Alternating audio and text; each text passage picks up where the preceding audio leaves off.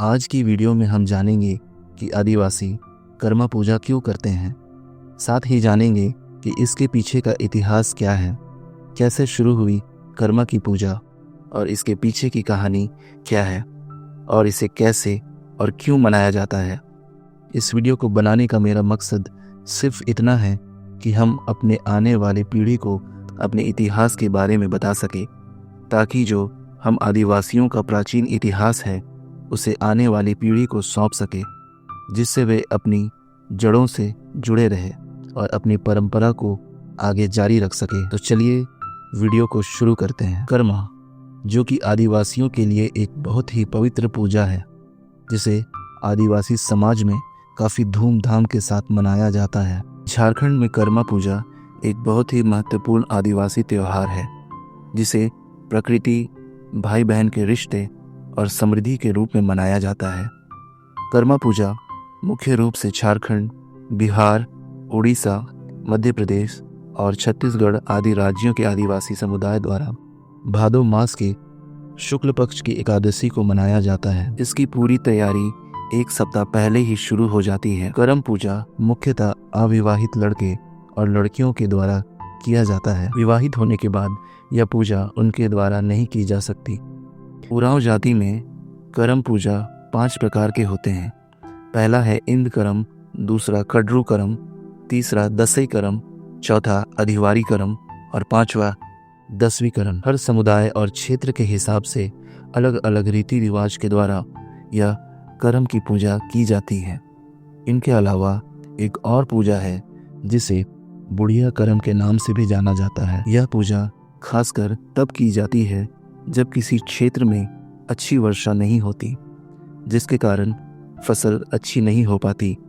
तो वैसे समय में उस क्षेत्र की जो वृद्ध महिलाएं होती हैं, अच्छी बारिश के लिए इस कर्म पूजा को संपन्न करती हैं। इसलिए इसे बुढ़िया कर्म पूजा भी कहा जाता है। यह पूजा घर के आंगन या अखाड़े में ही की जाती है, जिसमें कर्म पेड़ की डाली को गाड़ा जाता है। इस पर्व को भाई और बहन के रिश्ते का पर्व कहा जाता है, जहाँ पर बहनें अपनी भाइयों के लिए यह पर्व करती हैं। लेकिन इसके अलावा जितने भी अविवाहित लड़के और लड़कियां होती हैं, वह संतान प्राप्ति के लिए भी इस पूजा को करते हैं। अब हम देखेंगे कि यह पूजा कैसे की जाती है।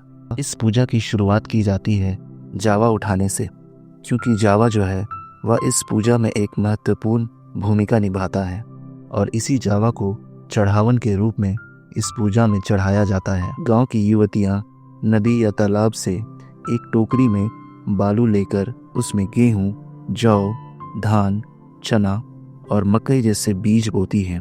उसे जावा उठाना कहते हैं। पूजा के दिन महिलाएं निर्जला व्रत रखती है और भाई की सुख समृद्धि के लिए कर्मा देवता से प्रार्थना करती है। जावा उठाने की प्रक्रिया 7 दिन या 9 दिन की होती है, जिसमें बहनें सुबह और शाम उस जावे की सेवा करती हैं, जिसमें चूना और हल्दी मिलाकर पानी से छिड़काव किया जाता है, जिसे जावा जगाना भी कहते हैं। इन 7 से 9 दिनों के दौरान उन बहनों द्वारा मांसाहार नहीं किया जाता। उन्हें सिर्फ सादा भोजन करना होता है, क्योंकि यह मान्यता है कि अगर इस दौरान बहनें मांस या मछली का सेवन करती हैं तो उनके द्वारा उगाया जाने वाला जावा खराब हो जाएगा और उनकी पूजा असफल हो जाएगी। इसलिए जितने भी बहनें जावा उगाती हैं वो इस अवधि के दौरान सिर्फ सादा भोजन करती हैं। यह उनके विश्वास और इस पूजा की पवित्रता को दर्शाता है, जहां उन्हें इन नियमों का पालन करना होता है। अब हम आते हैं कर्मा पूजा के इतिहास पर कि आखिर इस पूजा की शुरुआत कैसे हुई। इस कहानी की शुरुआत होती है एक दंपति से, जिनका नाम बिरसा और ननकी था। बिरसा और ननकी की शादी को काफ़ी साल हो चुके थे, लेकिन उसके बाद भी उनकी कोई संतान नहीं थी और इस बात से वे दोनों काफ़ी चिंतित रहते थे। वे दोनों खेती बाड़ी करके अपना जीवन यापन करते थे। एक दिन की बात है, दोनों दंपति अपने खेतों में काम कर रहे थे और काम करते करते वे दोनों काफ़ी थक जाते हैं और दोनों आराम करने के लिए अपनी खेत के बगल में एक करम के वृक्ष के नीचे बैठ जाते हैं। पेड़ की छाया से उन दोनों को काफ़ी आराम मिलता है और वे दोनों आपस में बातें करने लगते हैं। इसी दौरान ननकी काफी थकी होने के कारण उस पेड़ की छांव में सो जाती है और फिर उसे एक सपना आता है जिसमें करम पेड़ के देवता ननकी को सपने में दर्शन देते हैं और उससे कहते हैं कि अगर तुम मेरे पेड़ के 3 डाल को काटकर अपने घर के आंगन में या अखड़ा में स्थापित करती हो तो तुम्हें संतान की प्राप्ति होगी और तुम्हारे जीवन में हर सुख समृद्धि की वर्षा होगी। इस सपने के बाद जब ननकी नींद से जागती है तो वो ये सारी बातें अपने पति बिरसा को बताती है और दोनों पति पत्नी करमदेव द्वारा बताए गए इस कार्य को करने के लिए राजी हो जाते हैं। उसके बाद दोनों दंपति वैसा ही करते हैं और भादो मास की शुक्ल पक्ष की एकादशी को वो इस कार्य की शुरुआत करते हैं और पूरे गांव के साथ वह इस पर्व को मनाते हैं। और उसके ठीक 1 साल बाद ही बिरसा और ननकी को जुड़वा पुत्र की प्राप्ति होती है जिसमें बड़े बेटे का नाम कर्मा और छोटे बेटे का नाम धर्मा रखा जाता है।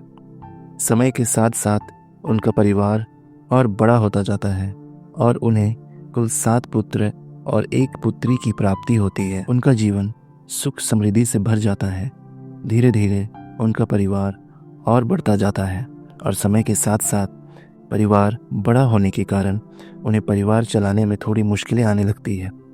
तब बड़े भाई कर्मा द्वारा यह फैसला लिया जाता है कि उन्हें अब शहर जाकर कमाने की आवश्यकता है जिससे परिवार को अच्छी रीति से चलाया जा सके और वह अपने कुछ भाइयों को लेकर गांव से बाहर परदेश चला जाता है।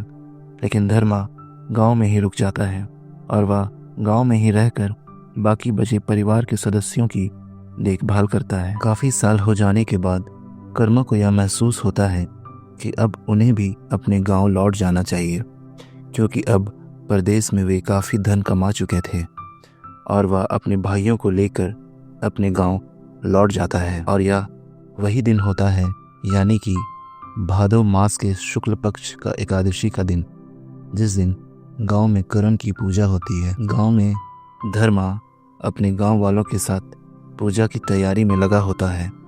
इधर कर्मा अपने भाइयों के साथ गांव पहुंचता है लेकिन गांव के सीमांत में पहुंचकर वह एक व्यक्ति द्वारा अपने भाई धर्मा तक अपने आने का संदेश भिजवाता है और वह चाहता है कि उसके भाई और परिवार उन्हें सम्मानपूर्वक लेने के लिए आए क्योंकि कर्मा काफ़ी दिनों के बाद परदेश से अपने गांव लौट रहा था। लेकिन उनके भाई और परिवार करम पूजा में काफ़ी व्यस्त होते हैं और वे कर्मा की आने की बात को नज़रअंदाज कर देते हैं। जब कर्मा को लेने के लिए कोई भी परिवार का सदस्य नहीं पहुंचता तो कर्मा को इस बात से काफ़ी गुस्सा आ जाता है और जब वह गांव पहुंचता है तो देखता है कि लोग पूजा करने और नाचने गाने में काफ़ी व्यस्त हैं और उन्हें कोई भी नहीं पूछ रहा। तब कर्मा अपने भाइयों पर चिल्लाता है कि मैं इतने दिनों बाद परदेश से वापस आया हूँ लेकिन मुझे छोड़कर तुम इस डाल की पूजा में लगे हुए हो। और गुस्से में आकर वह तीनों डालों को उखाड़कर नदी के पार ले जाकर फेंक आता है। इस घटना के बाद धीरे धीरे समय बीतता है और उनके परिवार में जो भी सुख सुविधा या समृद्धि थी वह धीरे धीरे जाने लगती है और एक समय ऐसा आता है कि उनके परिवार की स्थिति ऐसी हो जाती है कि उन्हें दाने दाने का मोहताज होना पड़ता है। उसके बाद एक दिन कर्मा को आकाश से यह वाणी सुनाई देती है जिसके द्वारा उसे कहा जाता है कि जो भी तुम्हारे परिवार में घटित हो रहा है वह तुम्हारे ही कर्म की वजह से हो रहा है। तुमने कर्म देवता का अपमान किया है जिसके कारण ही आज तुम्हारे परिवार की यह दुर्दशा हो चुकी है। अगर तुम अपनी गलतियों को सुधारना चाहते हो और अपने परिवार में फिर से सुख शांति को वापस पाना चाहते हो तो तुम्हें फिर से उन 3 कर्म की डालियों को वापस अपने गांव में लाकर अपने आंगन में स्थापित करना होगा। यह आकाशवाणी सुनते ही कर्मा दूसरे दिन उन कर्म की डालियों को वापस लाने के लिए निकल पड़ता है। रास्ते में जाते जाते वह काफ़ी थक जाता है और उसे प्यास लगती है तो वह पानी पीने के लिए एक तालाब के पास रुकता है और जब वह पानी पीने की कोशिश करता है तब वह देखता है कि पानी में काफ़ी सारे कीड़े हैं जिसके कारण वह पानी को पी नहीं पाता। उसके बाद वह आगे बढ़ता है लेकिन काफ़ी दूर चलने के बाद उसे भूख लगने लगती है, तो उसे रास्ते के किनारे खाने के लिए चूड़ा मिलता है। उस चूड़े को जब वह खाने की कोशिश करता है तो उसे चबाने के क्रम में उसे बड़े बड़े कंकड़ मिलते हैं, जिसके कारण वह उस चूड़े को भी नहीं खा पाता। फिर मजबूर होकर वह और आगे बढ़ता है। तभी उसे रास्ते में एक खेत में ताज़े ताज़े खीरे दिखाई पड़ते हैं, तो वह दौड़कर उसमें से एक खीरा उठाता है और उसे खाने की कोशिश करता है। जैसे ही वह उन खीरों को खाता है, उसे उस खीरे में भी कीड़े लगे हुए मिलते हैं और वह खीरे को भी नहीं खा पाता। बहरहाल उसे फिर आगे बढ़ना पड़ता है, लेकिन भूख और प्यास के कारण वह काफ़ी ज़्यादा थक चुका था, लेकिन वह चलता रहता है। तब रास्ते में उसे एक घोड़ा मिलता है।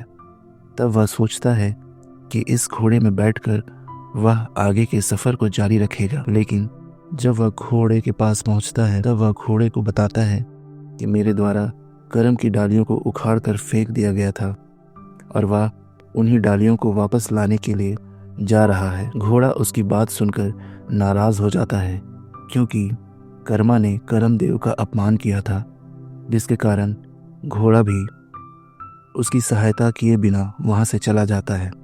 अंततः कर्मा उस नदी के किनारे पर पहुँचता है, लेकिन नदी में उसे एक मगरमच्छ दिखाई पड़ता है, जो कि एक जाल में फंसा होता है।